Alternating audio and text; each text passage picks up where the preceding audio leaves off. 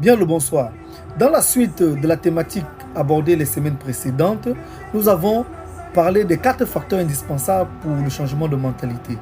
Nous avons abordé donc les thèmes tels que la réflexion profonde, mais également l'échange. Cette semaine, nous nous intéresserons aux défis. Comment rendre un cœur fort? Il est question donc des défis, avoir un cœur qui surmonte les fardeaux. Les défis fortifient notre cœur. En affrontant les difficultés, le cœur se forge. Nous pouvons donc citer comme exemple les survivants du crash d'avion dans les Andes, qui ont survécu dans des conditions extrêmes pendant 72 heures après leur crash, coupés du monde sans vivre, dans un froid insupportable. Ils ont dû se nourrir des cadavres de leurs collègues. Pensez-vous que les difficultés se sont terminées dans leur vie ainsi, après cette épreuve-là? Je ne pense pas. On devient forgeron en forgeant. David et Goliath en est un autre exemple de défi à surmonter. Le défi n'est donc pas une question d'obstacle seulement, mais également de savoir s'humilier, se rabaisser. Rabaisser son cœur est aussi une forme de défi. Celui qui découvre ses faiblesses accepte la sagesse d'autrui. Il peut ainsi devenir une personne accomplie.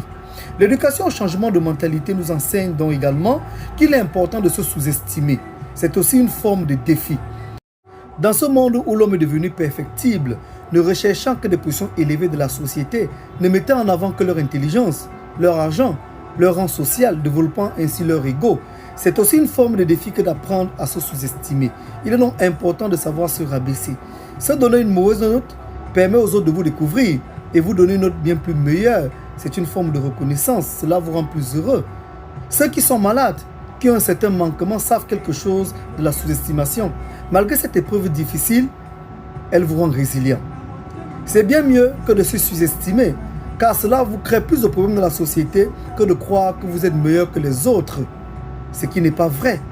Les grands hommes de ce monde savent faire preuve d'humilité. C'est même leur trait de caractère. Je vous souhaite de passer une belle semaine et une très bonne journée.